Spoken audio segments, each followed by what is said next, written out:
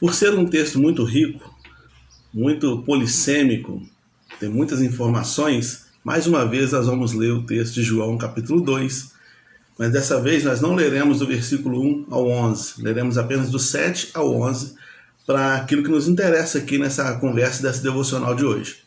Bem, seja bem-vindo, muito obrigado por você me receber aí na sua casa, muito obrigado por compartilhar esses momentos comigo, para a gente então fazer essa devocional, a última devocional dessa semana, né, que tem por finalidade nos ajudar a meditar um pouco na palavra de Deus, nos ajudar a parar uns minutinhos para orar, para meditar, para pedir as bênçãos de Deus sobre nossa vida, né? Nossa vida é tão corrida e é bom ter uma pessoa que nos motiva a realmente ler um texto, a direcionar um pensamento, enfim, essas coisas.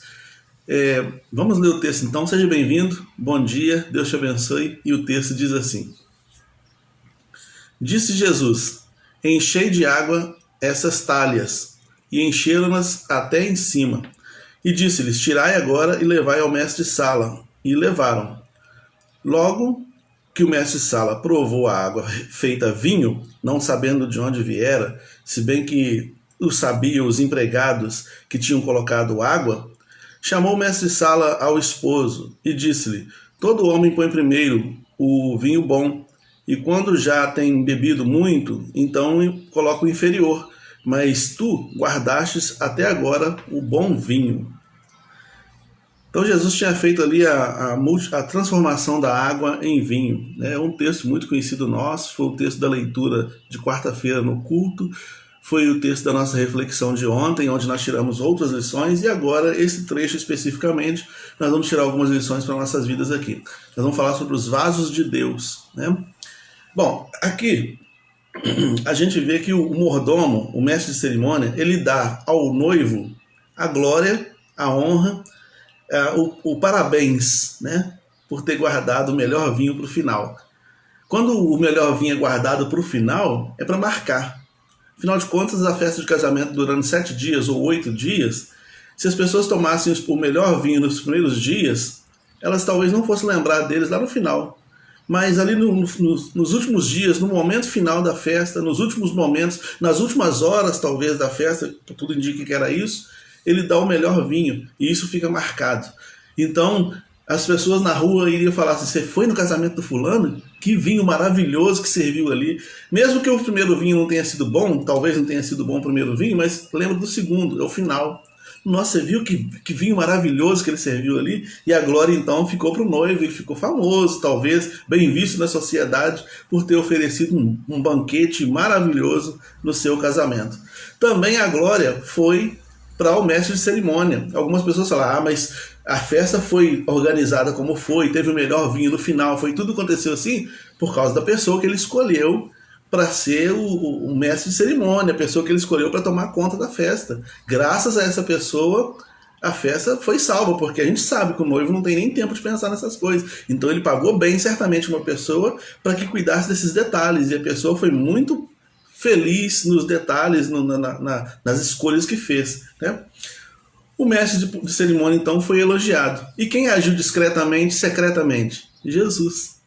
Jesus estava por trás de tudo ali, agindo de forma secreta, salvando aquele casamento, salvando uma situação do cotidiano. Casamentos tinham vários. É bem possível, segundo alguns estudiosos aí, alguns curiosos, né? É bem possível que ali fosse o casamento de um parente de Jesus, um parente de Maria, até porque Maria ela orienta garçons, né? Façam tudo o que ele disser. E essa informação de que acabou o vinho é uma informação secreta numa festa, não é todo mundo que fica sabendo. Maria ficou sabendo disso, Jesus ficou sabendo disso. Então eram pessoas com certeza que estavam ligadas lá nas entranhas mesmo deste casamento, né? Então, mas Jesus agiu discretamente ali, produziu o vinho e resolveu o problema do cotidiano, porque é isso que ele faz tantas vezes, né? Deus anda desatando nós na nossa vida que a gente nem sabe. No discreto, de forma discreta, de forma tranquila, Deus muitas vezes vai desatando nós, desfazendo laços na nossa história e a gente nem sabe. Às vezes a gente não sabe por quê? Porque a gente espera uma manifestação sobrenatural de Deus. E muitas vezes essa manifestação acontece de forma natural. Quem encheu as talhas? Os garçons, pessoas comuns. Quem experimentou o vinho para depois distribuir para as pessoas? O mestre de cerimônia, pessoas comuns. A parceria entre Deus e os homens acontece desde sempre. Tem acontecido até os dias de hoje. Ainda hoje Deus usa pessoas, usa vasos semelhantes a esses do texto para abençoar vidas, né? Às vezes uma pessoa te dá um abraço, às vezes uma pessoa te recebe na casa dela para te dar um café. Às vezes a pessoa abre o coração para ouvir alguma coisa que você tenha a dizer. Às vezes uma pessoa te encontra e faz uma oração contigo. Às vezes uma pessoa te empresta alguma coisa, te dá um dinheiro, te dá, sei lá. Deus está sempre usando pessoas para desembaraçar os nossos laços, né? Desembaraçar os nossos nós. E Deus também está sempre usando as nossas vidas para desembaraçar os nós de outras pessoas, os laços de outras pessoas, né? Então, ora eu sou abençoado, ora eu sou o abençoador. Mas eu nunca estou neutro. Eu nunca estou neutro. Ou eu estou sendo abençoado, ou eu estou abençoando alguém, né? Jesus falou assim: brilhe a vossa luz, para que os homens, vendo as suas boas obras, glorifiquem a Deus que está nos céus. Eu tenho uma senhora que é muito minha amiga. Já tem um tempo, na verdade, que eu não a vejo, mas ela é muito minha amiga. E ela, no meu aniversário, ela costumava falar assim: parabéns para Deus que te concedeu mais um ano de vida. De fato, parabéns para Deus, porque eu não teria como me conceder a mim mesmo mais um ano de vida. Parece radical a fala dela, mas tem todo sentido, não é verdade? Tem todo sentido, porque Deus é quem me deu mais um ano de vida, Deus que está me presenteando com isso, não eu que estou fazendo isso por mim mesmo.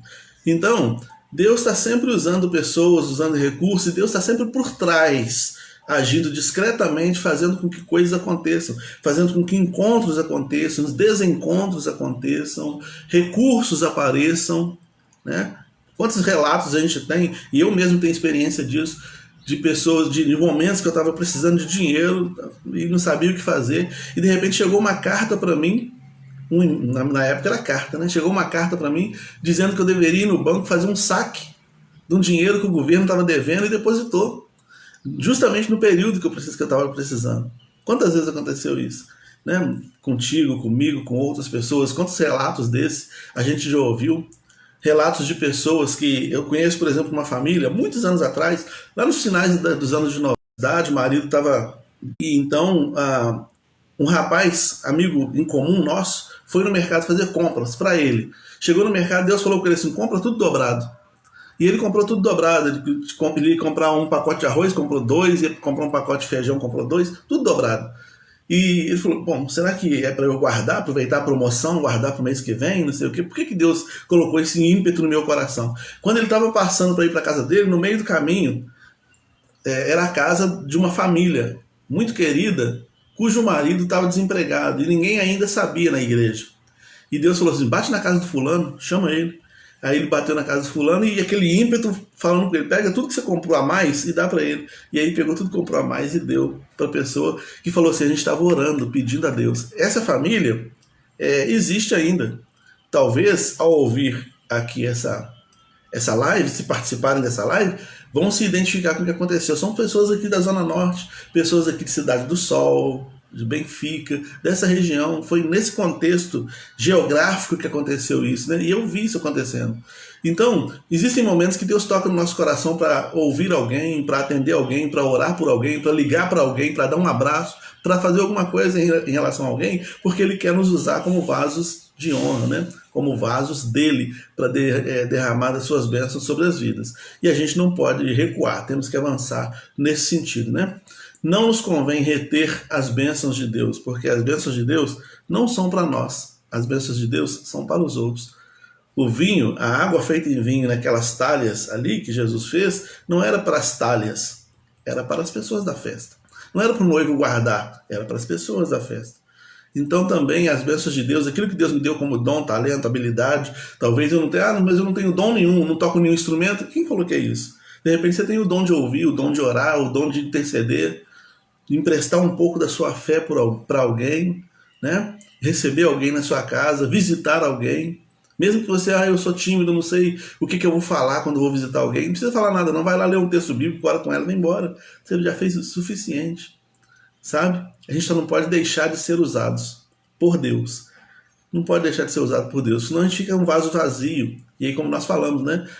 figuras peçonhentas como aranhas, escorpiões, cobras, podem se aninhar em vasos vazios. Sejamos cheios da graça de Deus. A água, sem cor, sem cheiro, né, inodora, incolor, né, não tem sabor, enfim, ela parece meio sem graça, mas é muito útil para a nossa vida, né, não é verdade? Então, aquilo que às vezes em nós parece muito sem graça, eu sou uma pessoa tão sem graça, eu sou igualzinho uma água de chuchu. Já ouvi gente falando assim, né? Deus pode transformar em bênção para a vida de outras pessoas. Deixa isso acontecer, né? E a glória será dele. A glória será dele. Dê a glória a ele. Amém? Senhor, obrigado, porque apesar das nossas fraquezas e limitações, apesar de sermos tão limitados, instrumentos tão ruins, ainda assim, ó Deus, o Senhor é capaz de fazer grandes coisas através da vida de pessoas como a gente, como eu. Muito obrigado por isso. Não nos deixe, ó Deus, ser enganados pelo inimigo, que faz a gente pensar que somos piores, somos ruins, somos desprezíveis, mas ajuda-nos, ó Deus, a pensarmos como o Senhor pensa sobre isso. O Senhor nos chama de amigos, e através da nossa vida, o Senhor quer abençoar vidas, e também através de outras vidas quer abençoar as nossas vidas. Nos ajuda a estarmos nessa esfera. Abençoe esse dia, abençoe essa família, em nome de Jesus. Amém. Deus te abençoe.